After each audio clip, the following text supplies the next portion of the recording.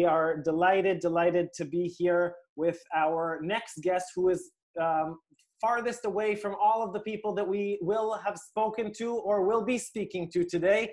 Hi to you, Nasser Yassin. Good morning, Mishi. Good morning. Good morning. Hi, how are you? Good. Ramadan Kareem. Thank you so much to you too. Thank you. Where are you talking to us from? Look, I'm talking to you from a place that the sun is rising right now. This is like dawn or something. I'm talking to you from Singapore. And how is it going in Singapore? How's it going in Singapore? It's okay. It's okay. We've been in a month-long lockdown, and we have another one coming. But overall, I'm very happy here. Asia is the future. Okay, so let us jump in, and I will tell all of our viewers, first of all, that we are delighted to be here with Nasser, who many of you probably know more so as Nas Daily, the video blogger who has millions and millions, tens of millions of followers who watch everything that you release. You could release. I wish everything. They would watch a little bit of what I do. And we're delighted that the New Israel Fund is sponsoring this event with Nas Daily, our dear friends and partners at the New Israel Fund. And many of you will be very familiar with Nas's story. As you well know, he is the creator of 1,000 one-minute-long videos on Facebook, Facebook videos that went viral in a way that really took the whole world by a storm. And Nas is originally from the Galilee, from Arabe, and came to study at Harvard in Cambridge. And after graduating, started working at Venmo, and didn't really like working at Venmo that much, and instead imagined a different future for himself, and decided to create a new reality for himself. So he quit his job in 2016, and as you can now see, his t-shirt, which is an updated t-shirt, says 37, but at the time it said 33. Can you 32? 32, but nice, close. 32. Can you explain that? What was the 32? What was the 32? Look, I hate buying t-shirts. I hate buying clothes. I hate dressing up to please someone else. So I wanted to just have one t-shirt that I wear my whole life. And I wanted it to have meaning. So I asked myself, when am I gonna die? And apparently Google has the answer, right? It's like you put male life expectancy in the United States and you get 76. So I was 24 back then. 24 out of 76 is 32%. So I took that and I put that on my t-shirt, and that's the only thing I've been wearing since 2-3 years now. Of course, they say only design, not the only t-shirt. And it just means I'm 1/3 done with my life, and it's important to dedicate the remaining 2/3 for something that matters. That's the point of it. So prompted by that, you basically decided to go out and explore the world and to document your travels around the world. And the videos that you have created really everywhere have attracted unbelievable attention. And we'll talk about all that. But I want to ask you, first of all, before all of that, can you tell us a little bit about Arabe? What's it like? And what can you describe Arabe? I don't know if many of our listeners even know where Arabe is. Where are most of the listeners from? All over the world. That's a good thing. You write in the chat where you're from. But a lot of them are from North America, but all over the world. But write in the chat where you're from. Wow, this is America Central. I love it. Alabama, Michigan, Chicago, Washington. That's sick. Okay, so I'm nowhere near any of these. Thank you, Linda. I'm nowhere near any of these big metro cities. Araba is a very small town. It's 20,000 people, so they call it a village in Israel. So it fell under a village until 2 years ago. It's right next to Jesus, Nazareth, right? So I tell people I'm from Nazareth, Nas of Nazareth. It's much easier. Everybody falls in love with you immediately, especially if they're Christian. But Araba itself is like, look, it's there, but it's not there. That's the truth. You know, it exists on a map, but it doesn't exist on Israel's map, if that makes sense. So it's always felt like, you know, we're in the periphery. It mattered. Israel mattered once in 4 years. You know, it mattered whenever there's elections. But other than that, it was quite hidden. And what was it like coming from this small town in you know, in the Lower Galilee to Harvard? What was that like for you? Okay, so do you want the truth or half the truth? Of course, the truth. The truth. Okay. What was it like? I mean, first of all, it was like a dream come true, right? It was amazing. I thought, coming from Israel, being part of this conflict, look, and then, there's with all these like Jews versus Arabs and all that stuff. I thought, finally, I got my one-way ticket out to Harvard, to the most liberal place in the world where people have fixed everything. And only to realize the same problems I see in Israel are the same problems I saw at Harvard. The same kind of segregation between blacks and whites and gays and straights and Koreans and non-Koreans, Jews and Arabs. It's like I thought people would be like as if race would disappear in the in university. I thought I was so naive. I thought problems would just say your skin color would disappear, but in fact, it was just as present, and I was a little bit disappointed by that because it wasn't the utopia I was hoping for it to be. But other than that, I loved everything about it. And well, yeah, Moshe, something coming in after, so I gotta say we love Harvard. You say whatever you want. You say whatever you want. So, and while you were at Harvard, you did something which was quite unusual, which was that you were one of the initiators and founders of the Israel Trek at the Harvard Hillel, which was was and is a trip that brings primarily non-Jewish, if I'm not mistaken, right? Correct. Students to Israel.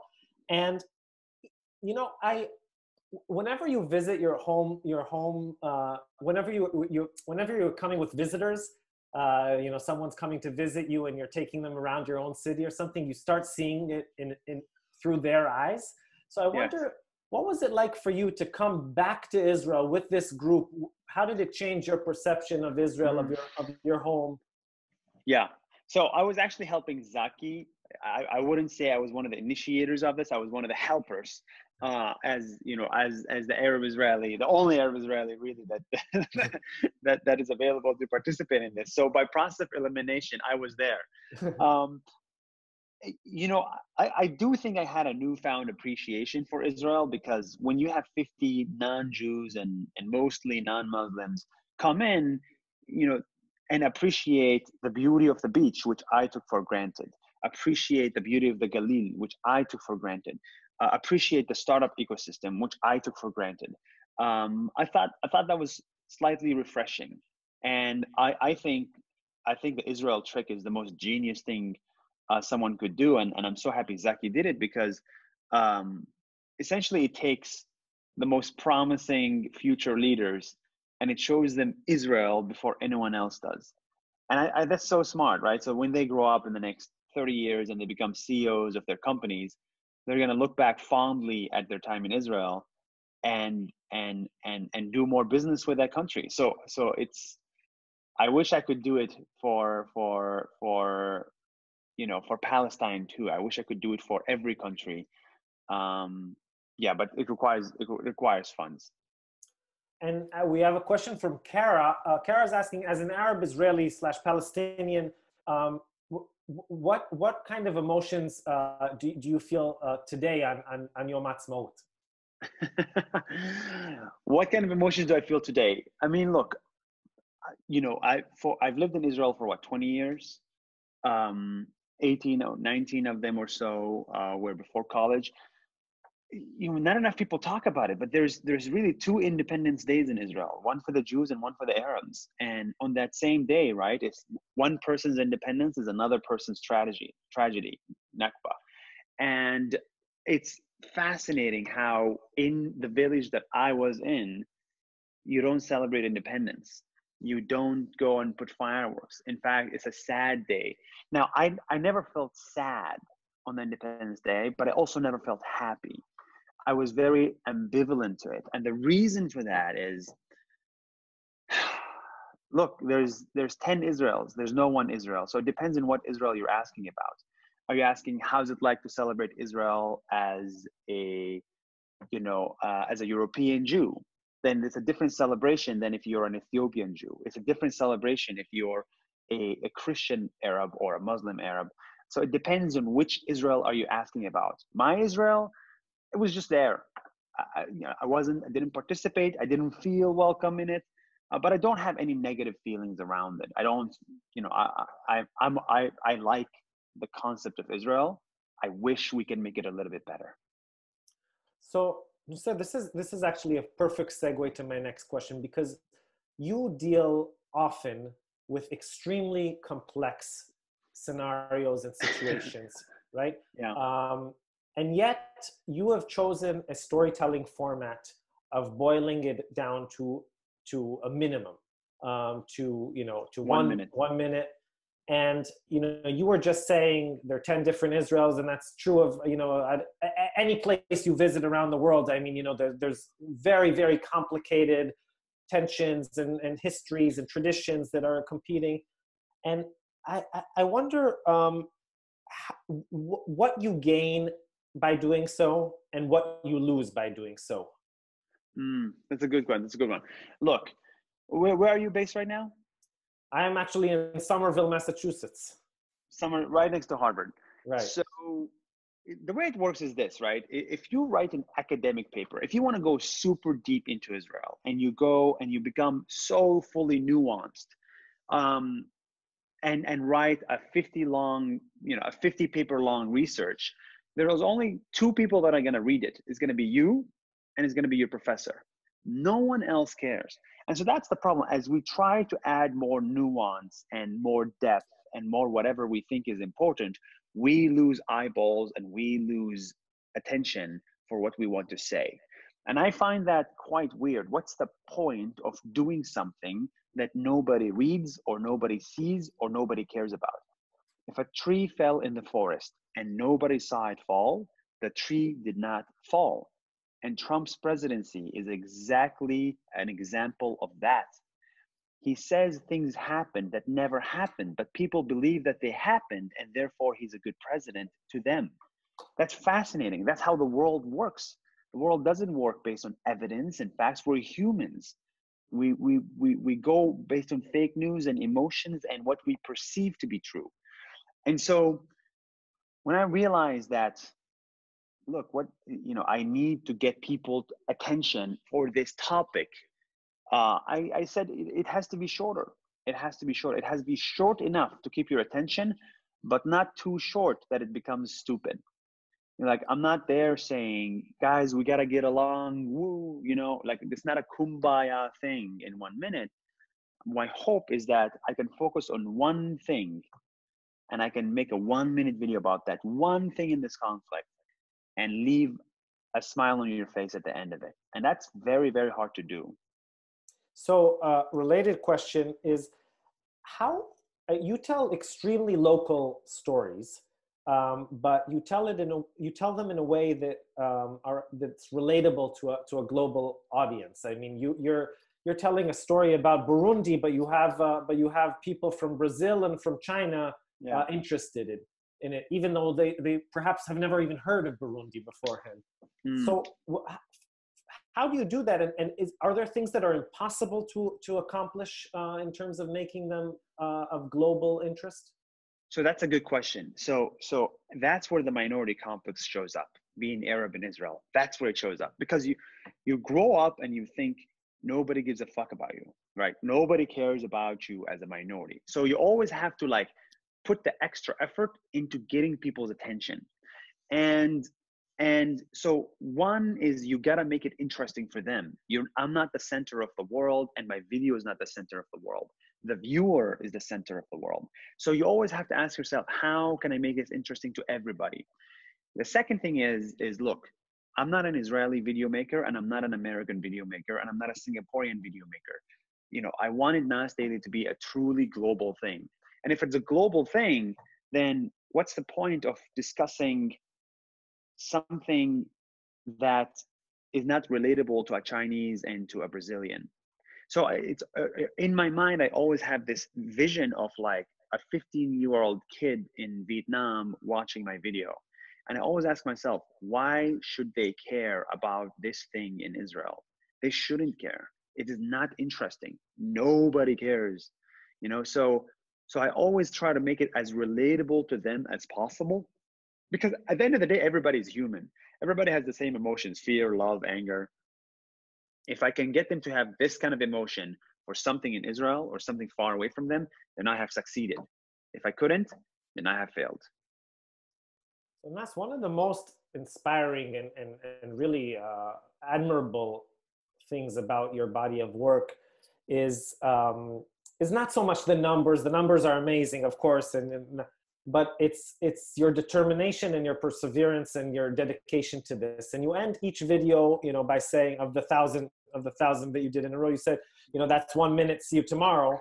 And my question to you is, what makes you on day 273 when you are, not feeling so well because I don't know, because some girl that you have a crush on wrote you that she's actually, doesn't want to email anymore or something like that. It did happen. It did happen on that day, actually. It's very funny you say that. And what makes you just get up and do it again and again? Very few people do. We were just talking to Yitzhak Perlman, the violinist, and he was talking about the importance of practicing. And what was the driving factor there that allowed you to just do this again and again, day and day and day and day? It's a great question. Let me give a context to the people that may not know what Nas Daily is. Essentially, I went on a 1,000-day journey, almost 3 years, and I made a video every day for 3 years. So 1,000 videos. And the videos take roughly 10 to 14 hours per day. So it's not just like take my phone out, make a video and upload it. It's 14-hour commitment every single day. If you're sick, if your dad dies, if your mom dies, if you're in a plane, you must make a video. That was what Nas Daily was. Now, to answer how I was able to do that 1,000-day practice or commitment, I want to talk a little bit about Muslims. And I really think not enough people appreciate the commitments of Muslims. Think about it, okay? If you're Christian, for example, right? You want to pray, how easy is it to pray? You go on Sunday, and then you go to church, and you're good. But if you're Muslim, right, you have to pray 5 times a day. You have to wake up right now in ungodly hours at 5 a.m. and pray again and again and again and again. You have to do it 5 times a day. And if you fart, then you have to go and take another shower. You have to clean yourself all the time, even if it's cold, and you have to go down and up, get down and up all the time, every single day. And my mom has prayed 5 times a day for the last 20 or 15 years. Isn't that a lot more impressive than my 1,000-day journey? What I'm trying to say is, when you consider something a religion, it becomes easy. When you're a religious person and you have to pray because you love God, you love Allah, or you're scared of hell, it's easy to commit. So for me, I realized, okay, religion is incredibly powerful. I'm not religiously Muslim, and I don't want to be at this point, but I do want to make my own religion, and I called it deadlineism. And my religion was 1 video every day. By 9 a.m., I must have a video. That's my way of praying to my new religion. And that's how things became so easy. It's so easy when you think of something as bigger and more powerful than you. And I think that's the trick to getting your work done. Assign meaning to it and believe in the meaning, even if it's fake, because at the end of the day, everything we do is fake. Oh, That's a cheery thought. Sorry. And reminding you guys to send in your questions. Nas, I wanted to ask you how did your stories change over time from doing it, for your own little network, right? I don't know how many people watched your first video initially, but My mom and dad. yeah, there you go. And to knowing, I mean, in the back of your head, okay, whatever it is that I'm going to release now, maybe it doesn't have 9 million views, so it has 1 million views or 4 million, but it's a completely different mindset than when you're doing it, as a project that's for your friends, for your network. How did that come into your creative process?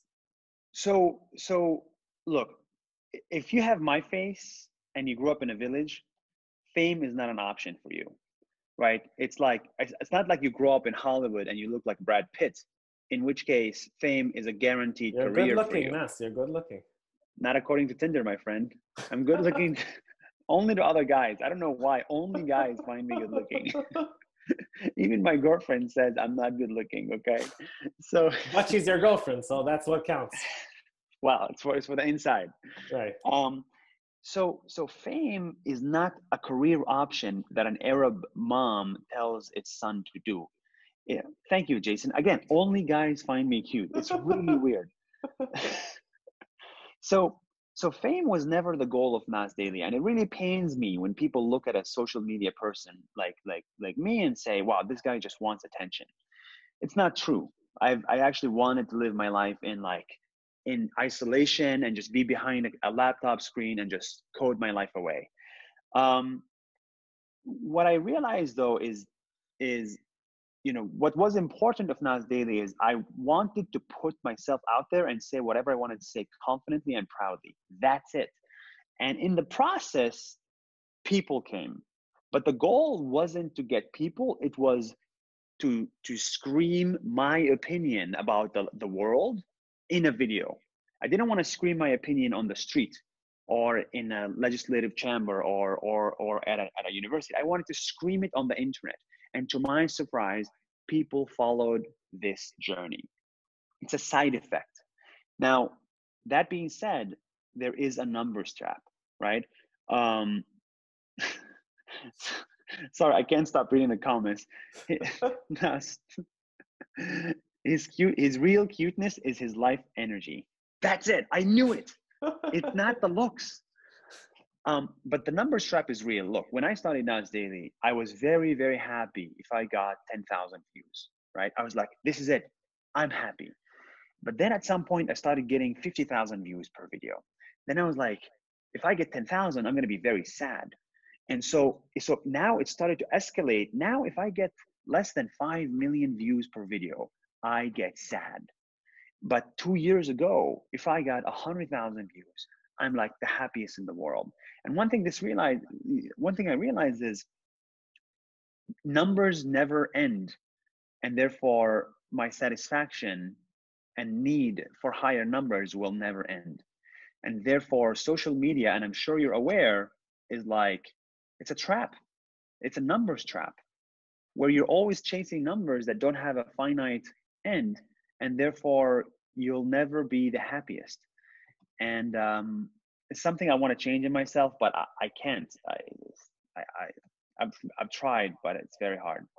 Look, on my first day in college, the entryway met with our proctor, and some kid asked the proctor, who was an adult, what extracurricular activities he should do in college to look good on his law school application. And I remember thinking to myself how tragic that question really is, because I knew that, that person had spent the last 5 years of his life asking what things he should do to get into college. And that once he does get into law school, he'll ask on the first day what things he should do in order to get onto the law review or to get a job at a good law firm. And it never ends. I mean, there's always somebody who's bigger and more successful, has more houses on the Hamptons. So any thoughts on how to exit that? When I exit it, I'll let you know. But I haven't exited it. And really, but my pursuit is not a materialistic pursuit. You know, my biggest purchase in my life, and this is a true story, is this. This is the biggest purchase. This green thing on the wall. That's the biggest purchase of my life, and it was $4,000. I've never spent more than $4,000 in anything in my life. So, wait, what is that? It's moss. It's real moss, like real preserved moss, and Wow. it's the circular shape of it. It's beautiful. I live in a circular house, so there's no corners in my house, and I love it. I believe in feng shui. Do you believe in feng shui? Sure.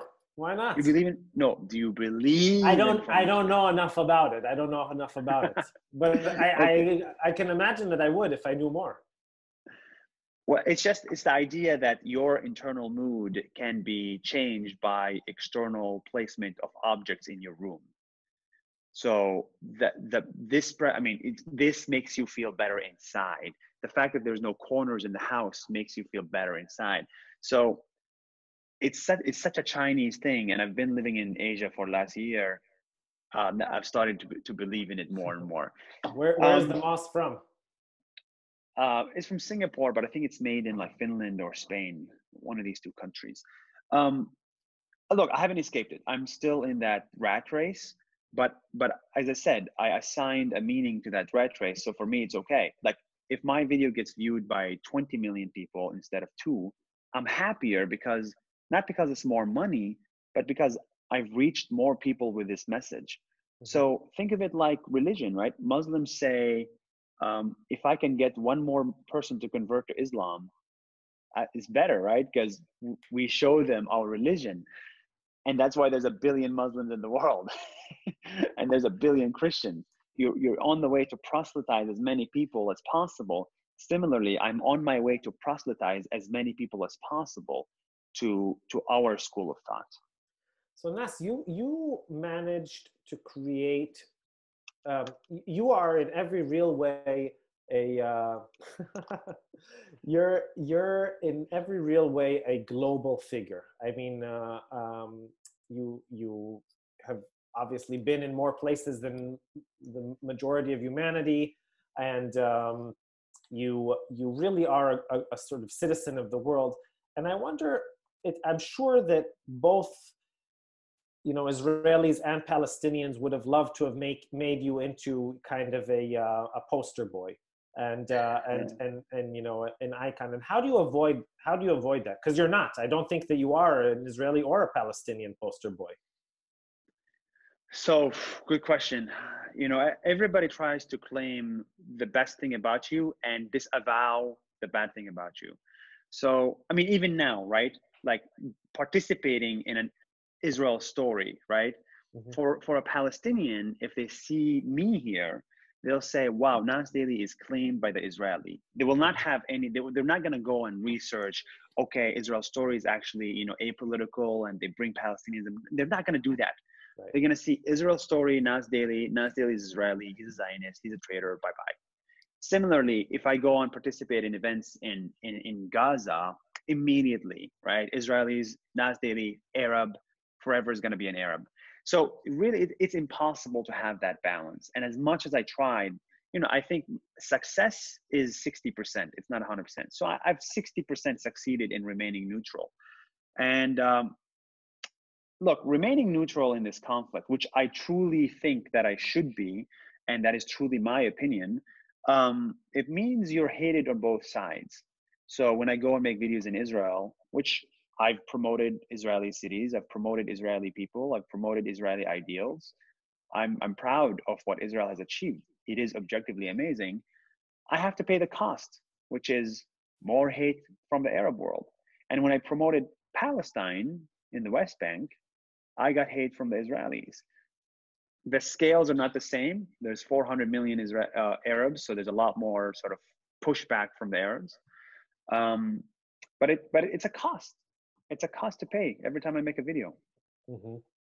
So Nassan, on January 5th, 2019, you released your 1,000th video, and then you decided to stop. And can you talk a little bit about that? Well, first of all, what was the first day where you didn't release a video, and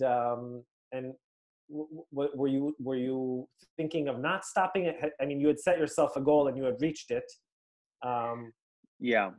So what I really enjoy, by the way, it's morning now. It's sunlight. What I really enjoy is setting like finite time to do something. So I finished my 1,000-day challenge. Now I took a 3-week long break, and now I'm starting another 1,000-day challenge. And this new 1,000-day challenge is to build a company. So so now I'm working every single day still. It's not like I'm chill and taking a break, but now my goal is I've built the individual, this phase. I built the individual. Now I need to build the institution of Nas Daily. And an institution is a lot more powerful than an individual. And you may disagree with me if you're in America, but I believe an institution can do a lot of great things that an individual cannot. And that's what I'm building right now, Nas Daily, the institution. So a lot of people seem to be asking why Singapore and what brought you to Singapore. And I mean, how many countries around the world have you visited? Like 75 or something. So so that's why this Singapore? More than most people. Yeah. So why Singapore? Look, I think I can answer this question for the next 5 hours, but I'll summarize it to a minute. There's 5 things I want in my life. There's 5 things I care about in my life. 1, I don't want traffic. Right? At 5 p.m. in Tel Aviv, I don't want to be stuck for 2 hours in a car. And I don't want to do that in Los Angeles. I don't want to do that in New York. 2, I want to speak English. I care enough about being able to communicate with everybody in this country. So I don't want to live in Thailand where I cannot speak Thai. 3, I believe in efficient taxation. I don't want to give 50% of my salary so that someone goes and spends it on the army or spends it on efficient allocation of resources. So I want to do a fair taxation. 4, I want to live in an economy that has potential in the next 200 years. Therefore, I cannot live in Spain because Spain was great in the past 200 years, but not in the next 200 years. 5, I want to live in a place where in 10 minutes, if I get a heart attack, I need to be next to a really cool hospital, really good hospital. And that is Singapore, right? 10 minutes, so small that in 10 minutes I can be next to a hospital. Now, I'd say these 5 reasons, but what I'm saying is actually Singapore is the only country in the world that has all 5 in one. And I think what Singaporeans have built is something that Israelis should aspire to build. Not in terms of startups. Startups in Israel are 10 times better. Entrepreneurship in Israel is 10 times better. The army in Israel is 10 times stronger. But what I think Singapore has built, and what I really, really appreciate, is social cohesion. And it's something I wish Israel succeeded at. In here, right, a Malay, an Indian, and a Chinese must live together. It's a small island, and you gotta figure out how you can live together in peace without attacking each other constantly, without segregating each other. In Israel, there's 20 countries that are separate. In Singapore, there is one society that is one. And the policies that Singapore has built. But here's another comment, right? I sense Nas would appreciate the diversity of Chicago. I actually wouldn't. And the reason for that is because the country or the city may be diverse, but it's segregated. So Chicago is incredibly segregated too, right? Lincoln Park, white people live in Lincoln Park. South side of Chicago, that's where Black people live, right? And it's like London, same thing. Tel Aviv, right? And in Israel, same thing. So even in London, the whites live in another part and the blacks live in another. So there's not very many countries that are not segregated. And New York, Harlem is all Black. West Village is all white. Brooklyn, all hipsters. I never quite understood that. And Hasidim. And Hasidim, right? So in Singapore, they made it illegal for one neighborhood to be dominated by one ethnic class. And that is very, very crazy. It's illegal for 100% Chinese society to live in this neighborhood and call it Little China. That doesn't exist. What exists here is, by law, 15% of this building block must have Indians. The next 15% must have Malays, and the remaining 70% must have Chinese. We must have the distribution of our the spectrum of our country must exist in every neighborhood, so we all learn how to live together. And that I really appreciate, because I wanted to live next to a Jew. I wanted to live with a Jew. I wanted to have a Jewish friend. But in Israel, in the Jewish country of Israel, it was impossible for me to have a Jewish friend. And I believe that is crazy. Someone should fix that. Right. Well, I'll be your friend. But that's the thing. You're my friend now that we've graduated and left Israel to go to the United States. And that's where I made my first Jewish friend. Zaki was my first Jewish friend.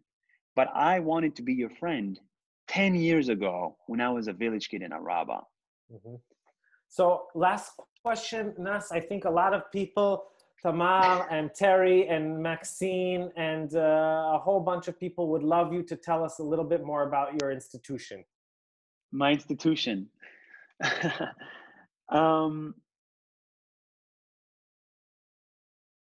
Nas Daily, the institution, right? It's very simple. We have 23 million followers, and we want to try to see how does tomorrow look like, and we want to build it now. So all the videos we make with all the clients, like Nas Studios, with all the clients that we make, we never make videos about meat because we don't want meat in the future. So we only make videos about vegetarianism or about food. Essentially, there is no essentially it's just, we want to build a better tomorrow through media, through travel, through politics, right? That's the three things that we care about: media, travel, politics. And so right now we're only doing media. We're making videos as a company. There's 20 of us, and we make videos for companies, for governments, for corporations, for whatever.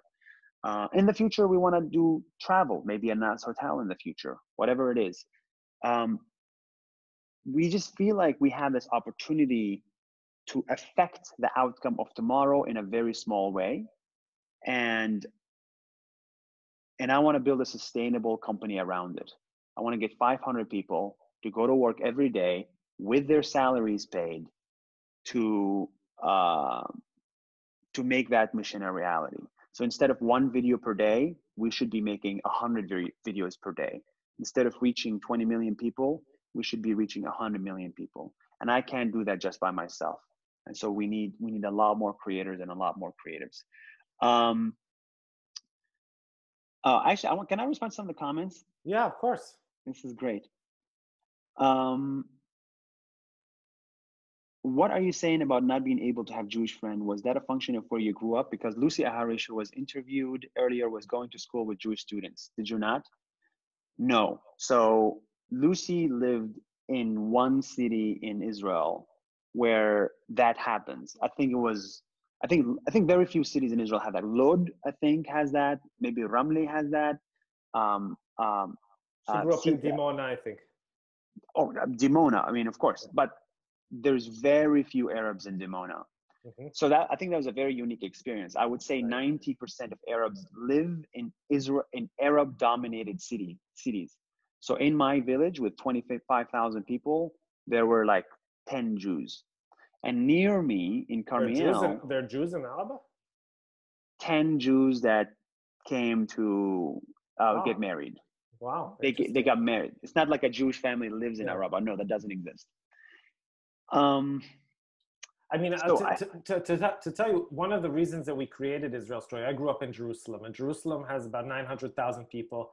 About a third of them are ultra-Orthodox Jews, and about a third of them are Arabs. But the truth of the matter is, and I say this frequently, that growing up, I didn't have any Arab friends or any ultra-Orthodox friends. That's insane.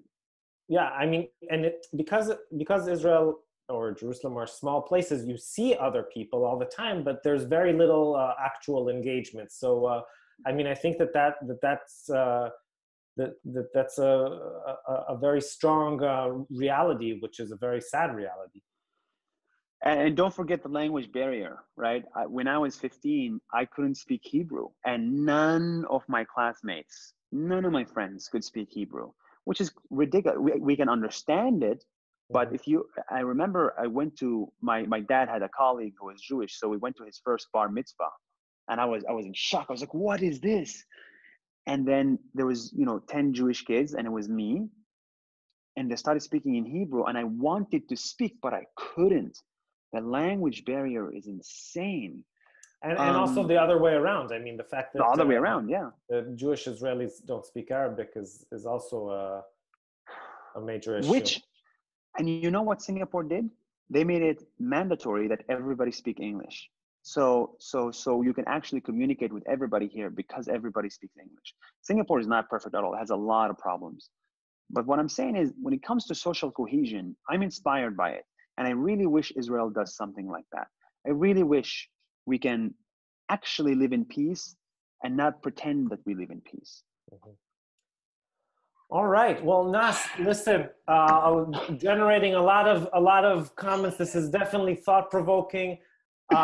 Listen, I mean, this has been a tremendously interesting and experience for me.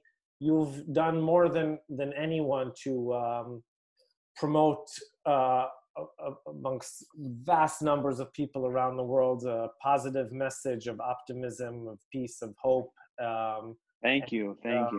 It's a real pleasure to talk, and hope to see you soon, to visit you in Singapore, to see you in Jerusalem, in Araba. Where are your parents still in Araba? Yeah, they're in Araba. They're in lockdown. But hey, in 15 years, I'm planning to come back to Israel. I think that's where the problems that need to be fixed. There's no problems in Singapore. So living in Israel is a lot more meaningful. Amen. Well, thank you so much. Lovely talking. Thank you, guys. Bye-bye. Bye.